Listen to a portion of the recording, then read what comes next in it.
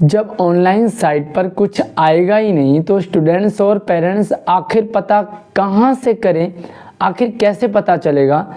इसलिए काफ़ी सारे स्टूडेंट्स और पेरेंट्स बहुत ज़्यादा कंफ्यूज हो रहे हैं, तो काफ़ी सारे बहुत ज़्यादा परेशान भी हैं सीएमसी स्कूल एडमिशन के वेटिंग लिस्ट को लेकर के। और बड़ी संख्या में वो पेरेंट्स और स्टूडेंट्स हैं जो अब तक भूल भी चुके हैं कि हमने CM3 का एग्ज़ाम भी दिया था। साथियों, ना कंफ्यूज होने से काम होगा, ना परेशान होने से आपका सिलेक्शन होगा, और जो साथी भूल चुके हैं उनका तो कहे ही क्या। लेकिन अगर आप भी वेटिंग लिस्ट का वेट कर रहे हैं तो वीडियो के साथ एंड तक बने रहें। आपको परमानेंट सॉल्यूशन इस वीडियो में मैंने शेयर किया है। देखिए, परेशान होकर के कोई फ़ायदा नहीं है, लेकिन आपको एफर्ट लगाने पड़ेंगे, आपको प्रयास करना पड़ेगा। अब समझना ये है कि प्रयास कहाँ करें, कैसे करें। वीडियो को लाइक और हाइप ज़रूर कर लेना। चैनल पर पहली बार आए हो तो सब्सक्राइब करके जाना, ताकि इन फ्यूचर आपको लगातार सारी एजुकेशनल अपडेट मिलती रहेगी। देखिए, 3 कैटेगरी के CM3 ने रिजल्ट निकाला था, 6ठी, 7वीं और 8वीं में। पहला वो बच्चे थे जिनका डायरेक्ट सिलेक्शन हो गया था। सिलेक्शन होने के बाद बच्चों ने अपना सिलेक्शन डॉक्यूमेंट प्रोसीजर कंप्लीट किया एंड बहुत सारे बच्चे एडमिशन ले ही नहीं पाए। अच्छा, ले नहीं पाए तो फिर मौका मिलता है वेटिंग लिस्ट वालों का, जो दूसरी कैटेगरी थी वेटिंग लिस्ट वाले। तो डिपार्टमेंट ने वेटिंग लिस्ट में भी काफ़ी सारे बच्चे रखे थे, और ऐसे भी वो बच्चे थे जिनका ना सिलेक्शन हुआ था ना वेटिंग लिस्ट में थे। अब ओवरऑल आपको करना क्या होगा। देखिए, मैंने पिछले वीडियो आपको शेयर की थी, आपके साथ एक इंटरव्यू आपके साथ शेयर किया था, जो पलक और उसके पापा का एक्सपीरियंस था। पलक जो कि 6ठी क्लास में, उसके 71 मार्क्स आए थे, लेकिन फिर भी उसका सिलेक्शन नहीं हुआ था। उसके पापा ने बहुत प्रयास किया, भागदौड़ करी एंड फाइनली उनको सिलेक्शन उनका हो गया। डॉक्यूमेंट वेरिफिकेशन की प्रक्रिया उनकी कंप्लीट हो गई है। मेरा कहने का मतलब ये है कि आप परेशान होकर के बैठ जाओगे, आप बहुत ज़्यादा कंफ्यूज हो रहे हैं लेकिन एफर्ट नहीं लगा रहे। अच्छा, जो लोग भूल गए उनका तो कहें ही क्या, क्योंकि वो चाहते ही नहीं थे, सिर्फ एग्ज़ाम दे दिया। सिर्फ एग्ज़ाम देने से काम नहीं चलता, उसके लिए एफर्ट भी लगाने पड़ते हैं। तो पलक के पापा ने क्या किया, जैसे ही वेटिंग रिज़ल्ट आया, रिज़ल्ट आने के बाद से वो लगातार संपर्क में रहे उस स्कूल से जो स्कूल उसके बच्चे ने फॉर्म में भरा था। अच्छा, फॉर्म में आपने 2 स्कूल भरे थे, 2 प्रेफरेंस थे। कई बच्चों का प्रेफरेंस जो स्कूल भरा था उसमें वेटिंग लिस्ट में आया था।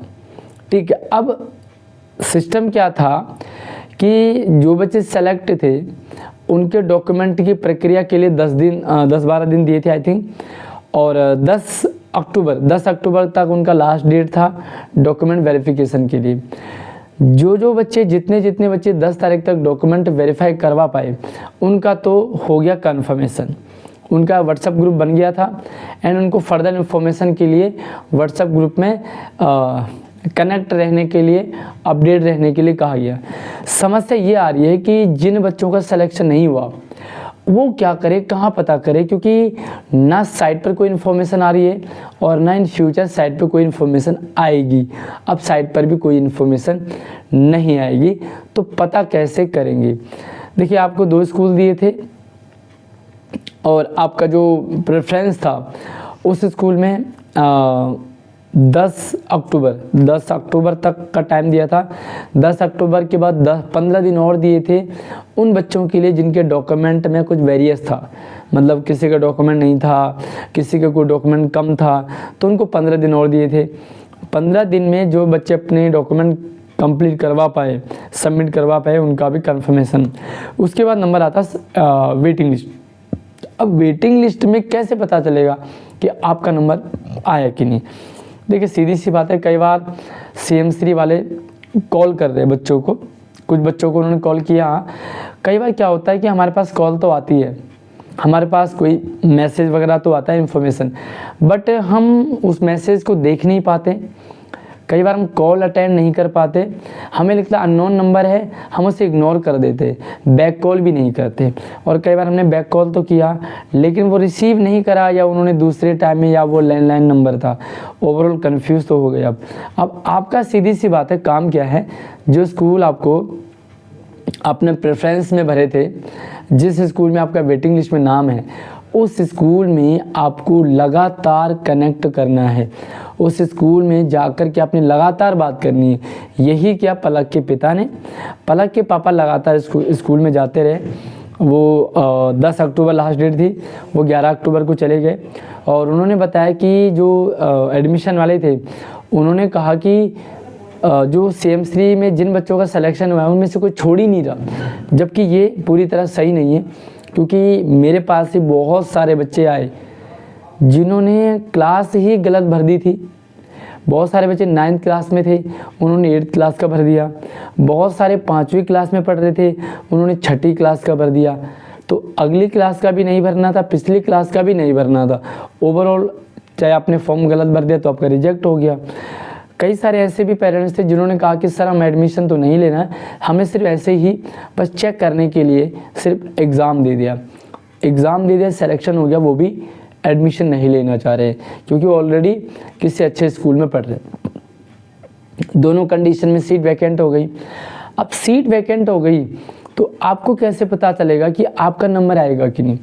ऐसे में पलक के पापा ने क्या करा, वो स्कूल लगातार जाते रहे और उन्होंने कहा लगभग मैं 15-20 बार स्कूल में मैंने विजिट किया एंड हर बार उन्हें यही कहा गया कि बच्चे सीट नहीं छोड़ रहे, सीटें नहीं हैं, मुश्किल है, आपका नहीं हो पाएगा।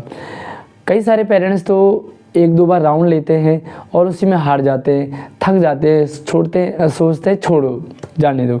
लेकिन पलक के पापा ने हार नहीं मानी, लगातार वो जाते रहे और एंड में उनको सफलता मिली। उनको कहा गया कि आप अपने डॉक्यूमेंट ले आइए और वेरिफिकेशन की प्रक्रिया को कंप्लीट कीजिए।